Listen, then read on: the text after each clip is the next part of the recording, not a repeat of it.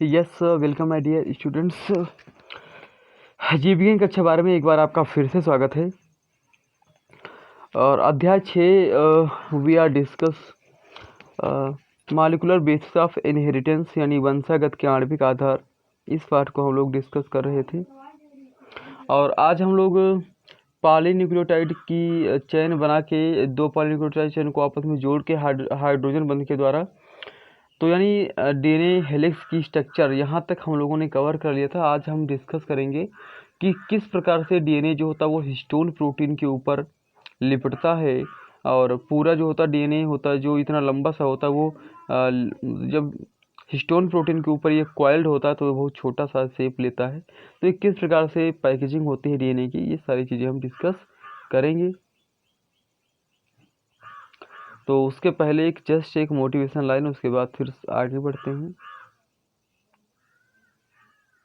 देखो, मंजिल मिले न मिले ये तो मुकद्दर की बात है, हम कोशिश भी ना करें ये तो गलत बात है।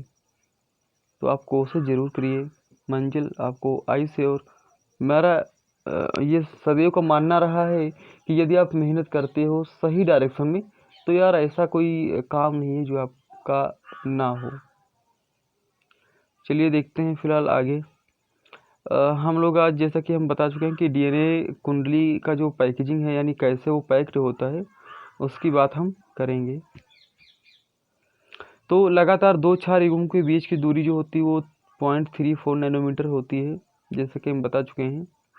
और यदि एक टिपिकल स्तनधारी कोशिका में डीएनए द्विकुंडली की लंबाई की अगर गणना की जाए तो कितना बड़ा डीएनए होता है, तो लगभग यहाँ पे बताया गया कि साधारणतया सभी क्षार युग्म की संख्या को लगातार दो क्षार युग्म के बीच की दूरी से अगर गुणा करने पर दूरी की गणना कर सकते हैं।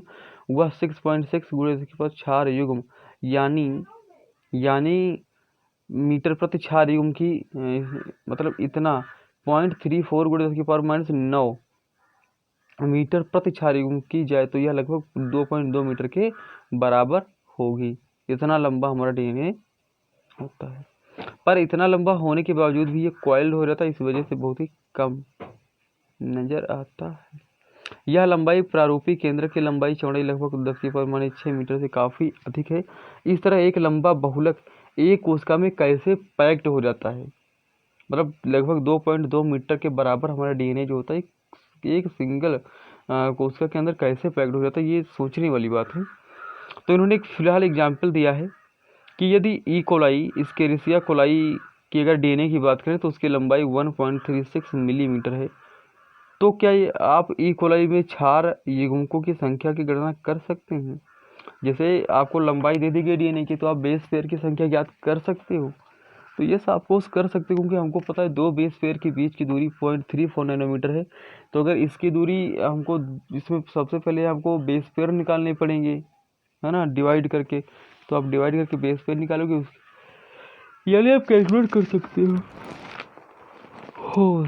सॉरी, अगर हम बात करें असीम केंद्र की, जैसे ई कोलाई जिसमें स्पष्ट केंद्रक नहीं मिलता, मतलब सुइस्पर केंद्र की बात करें तो इसमें नहीं मिलता है, इसके बावजूद भी डीएनए पूरी कोशिका में नहीं फैला हुआ होता है। अब डीएनए जो होता है, डीएनए आवेशित कुछ प्रोटीन यानी धनात्मक आवेशित से बंधकर एक जगह पर स्थित होते हैं, जिसे हम केंद्रकाभ यानी न्यूक्लियाइड कहते हैं।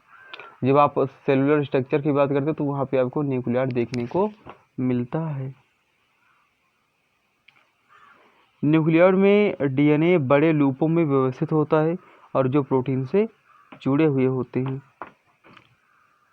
सुकेंद्रकी में यानी अगर बात करें यूकैरियोटिक में, यह संरचना काफ़ी कॉम्प्लेक्स होती है।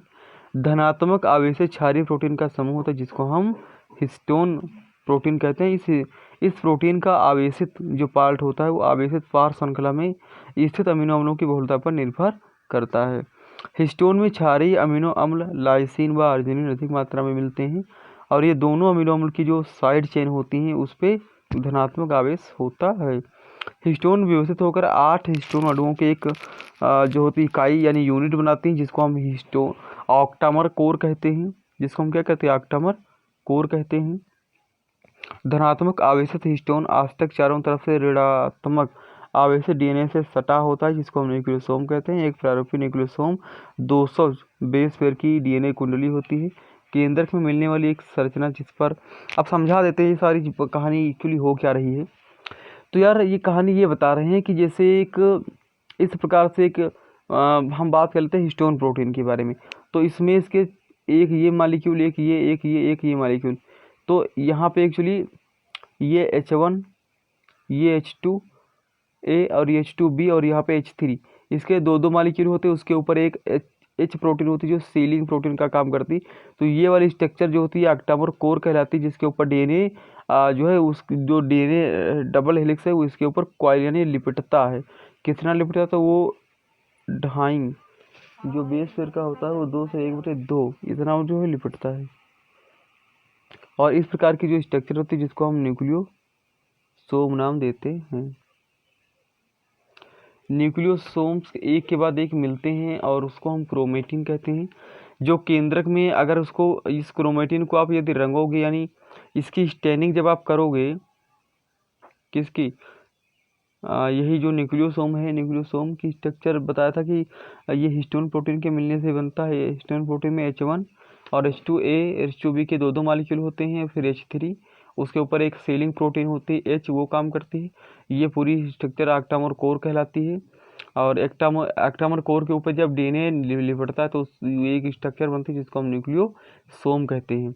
और जब न्यूक्लियोसोम एक के बाद एक मिलते हैं, जब न्यूक्लियोसोम एक के बाद एक मिलते हैं तो उसको हम क्रोमेटिन कहते हैं। और क्रोमेटिन क्या होते हैं? इसको जब स्टेनिंग करोगे तो ये धागे की तरह संरचना दिखाई देती है। और इलेक्ट्रॉन सूक्ष्मदर्शी द्वारा देखने पर न्यूक्लियोसोम क्रोमेटिन जिस तरह से डोरी पर बीड्स यानी मतलब ऐसा होता है। डोरी पर बीड्स का मतलब यहाँ पे ये बताया गया जैसे कि ये डोरी है, इस डोरी पे ऐसे एक माला यहाँ पे है, मतलब एक मोती यहाँ पे, एक मोती यहाँ पे, यानी मोतियों की माला जो होती है उस प्रकार से ये स्ट्रक्चर कुछ आपको दिखाई पड़ती है। आपके एनसीईआरटी में एक चित्र भी दिया गया है इलेक्ट्रॉन माइक्रोस्कोप से देखने पर इस प्रकार से जैसे लग रहा कि ये कोई माला है। इस माला में ये आपके मोती लगे हुए हैं, है ना, मोतियों के माले की तरह ये दिखाई पड़ती है।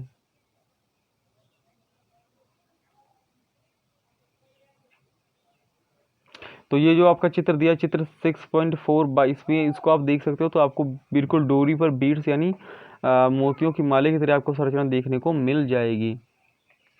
अगर हम सैद्धांतिक रूप से तुम सोच सकते हो कि एक स्तनधारी कोशिका में ऐसे दाने का मतलब जिसे जो न्यूक्लियोसोम है एक्चुअली उन्हीं को यहाँ पे दाने यानी बीड्स नाम दिया गया है। न्यूक्लियोसोम की तरह की रचना की संख्या क्या हो सकती है? डोरी पर बीड्स यानी डोरी पर दाने की जैसी जो संरचना आपको देखने को मिलती है एक्चुअली क्रोमेटिन में कोष्ठित होकर क्रोमेटिन धागों का निर्माण करती है जो आगे कॉइल्ड होकर, यानी कॉइल्ड का मतलब ऐसे आपस में इस प्रकार से ऐसे कॉइल्ड होकर है ना, और ये कंडेंस हो जाते हैं यानी आपस में से दब जाते हैं, कंडेंस हो जाते हैं, संघनित हो जाते हैं। कोशिका विभाजन की जो मध्यावस्था आती है मेटाफेज, उस मतलब कोशिका विभाजन की जो मेटाफेज है उसमें गुणसूत्र क्या होते हैं? गुणसूत्र मतलब क्रोमोसोम जब रेप्लिकेट होते हैं मेटाफेज अवस्था में, जब रेप्लिकेशन करते हैं उस समय ये मेटाफेजिक प्लेट पे अरेंज होते हैं। तब आप इनकी स्ट्रक्चर को आसानी से विजुअलाइज कर सकते हो यानी आसानी से आप देख सकते हो। उच्च स्तर पर क्रोमेटिन के पैकेजिंग हेतु अतिरिक्त प्रोटीन की आवश्यकता होती है जिसको सामूहिक रूप से यानी नॉन हिस्टोन प्रोटीन कहते हैं जो सीलिंग का काम करता है। क्रोमोसोमल प्रोटीन NSC कहते हैं यानी नॉन हिस्टोन प्रोटीन या ना हिस्टोन क्रोमेटिन भी नाम इसका कहा जाता है। एक प्रारूपिक केंद्रक में कुछ जगहों पर क्रोमेटिन ढीले ढाले बंधे होते हैं यानी मतलब जब क्रोमेटिन बन जाता है तो इसको आप स्टेन करोगे। जब क्रोमेटिन बन जाता है जिसको आप मान लो क्रोमेटिन बन गया, ठीक, इस प्रकार से ऐसे ऐसे ऐसे ऐसे ऐसे ऐसे कॉइल्ड हो गया, ठीक। अब ये जब क्रोमेटिन बन गया है ना माय डियर, तो इसको जब आप स्टेन करोगे यानी स्टेन का मतलब होता है इसको जब रंगोगे तो कुछ पार्ट इसका जो है डार्क रंग जाता है, यानी काफ़ी गहरा रंगता है, और कुछ ऐसे हल्का फुल्का रंगता है। तो जो पार्ट इसका काफ़ी ज़्यादा रंग जाता है उसको हम हेटेरोक्रोमेटिन कहते हैं, और जो कम रंगता है उसको हम कहते हैं यूक्रोमेटिन। अब जब कम रंगता है तो इसका मतलब ये होता है, कहा जाता है कि जहाँ पे ये स्टेन करने पर जहाँ पे ये कम दिखाई पड़ता है, इसका मतलब होता है कि यहाँ पे डीएनए ढीला ढाला है, यानी कम पैकेजिंग हुई है। और जहाँ पे काफ़ी ज़्यादा मतलब स्टेन लेता है, वहाँ पे कहा जाता है कि डीएनए जो है काफ़ी ज़्यादा उसकी पैकेजिंग हो, यानी सुपर कॉइलिंग हो गई है। ठीक है, ऐसा नाम कहा जाता है कब स्टेनिंग करने पर। तो वही लिखा कि एक प्रारूपिक केंद्रक में कुछ जगहों पर क्रोमेटिन ढीले ढाले यानी हल्के स्टेन लेते हैं, जिसको यू क्रोमेटिन कहते हैं। क्रोमेटिन जो काफ़ी अच्छे ढंग से बंधे होते हैं वो गाढ़े रंग के दिखाई पड़ते हैं, और उसको हम हेटेरोक्रोमेटिन कहते हैं। यानी जब इसको स्टेनिंग करोगे तो जो पार्ट डीएनए का, वह पार्ट जो काफ़ी ज़्यादा गाढ़ा रंग लेता है, या आपको गाढ़ा यानी काफ़ी ज़्यादा आपको दिखाई पड़ता है, तो वहाँ पे इसका मतलब ये होता है कि वहाँ पे डीएनए की जो पैकेजिंग है वो काफ़ी अच्छे से हुई है, और उसको हम हेटेरोक्रोमेटिन यानी गाढ़े रंग के जो दिखाई पड़ते हैं उसको हेटेरोक्रोमेटिन। और जहाँ पे कम स्टेन लेता है, यानी वहाँ माना जाता है कि डीएनए जो होता है वो ढीले ढाले रूप से बंधा हुआ है, यानी वहाँ पे उसको उस वाले एरिया को हम यूक्रोमेटिन नाम देते हैं। तो चलिए बहुत छोटा सा सेशन रखते हैं, और सिर्फ यहाँ पे हम लोगों ने ये बात की कि जो डीएनए है, डीएनए की स्ट्रक्चर पढ़ी, डीएनए का निर्माण किस प्रकार से पॉलीन्यूक्लियोटाइड के मिलने से हुआ। उसके बाद पॉलीन्यूक्लियोटाइड जब एंटीपेलर रो में आते हैं तो वो आपस में हाइड्रोजन बॉन्ड के द्वारा जुड़ जाते हैं। एडेनिन जो है थायमिन से जुड़ता है, और साइटोसिन ग्वानिन से जुड़ता है ट्रिपल हाइड्रोजन बॉन्ड के द्वारा। ये सारी चीज़ें हम लोगों ने पढ़ी। उसके बाद डीएनए की डबल हेलिक्स स्ट्रक्चर का भी अध्ययन किया। उसके बाद डीएनए की जो पैकेजिंग होती है उसको हमने कहा कि जो पैकेजिंग का काम होता है वो जो होता है हिस्टोन प्रोटीन के ऊपर होता है, और हिस्टोन प्रोटीन में उसके 8 जो है मॉलिक्यूल मिलकर के ऑक्टामर कोर बनाते हैं, और एक नॉन हिस्टोन प्रोटीन पार्ट होता है जो उसको सीलिंग का काम करता है, और इस प्रकार से एक न्यूक्लियोसोम का निर्माण हो जाता है। अब बहुत सारे न्यूक्लियोसोम आपस में मिल जाते हैं और एक बीड्स लाइक यानी बीड्स ऑन स्ट्रिंग यानी रस्सी पर मोतियों की माले की जैसे संरचना का निर्माण करते हैं, और यह डोरी पर जो बीड्स होते हैं वो जब आपस में कॉइल्ड होते हैं यानी कॉइलिंग उसकी होती है, तो जो पार्ट सुपर कॉइलिंग करके जो पार्ट गहरा रंगता है उसको हम हेटेरोक्रोमेटिन, जो पार्ट कम रंगता है जिसको हम यूक्रोमेटिन नाम देते हैं। तो आई होप एक बार एनसीईआरटी किताब ज़रूर पढ़िए, और साथ साथ में हमारे वीडियो लेक्चर जो हैं इनको देखते रहिए, तो आपके सारे डाउट्स क्लियर हो जाएंगे। तो थैंक्स फॉर वाचिंग, और हमारा बायोलॉजी फाउंडेशन यूट्यूब चैनल इसको सब्सक्राइब कर बेल आइकन को भी ऑन कर लीजिए ताकि आपको अगले नोटिफिकेशन मिलते रहें। टिल देन थैंक यू, अपना ख्याल रखिएगा। Love you all.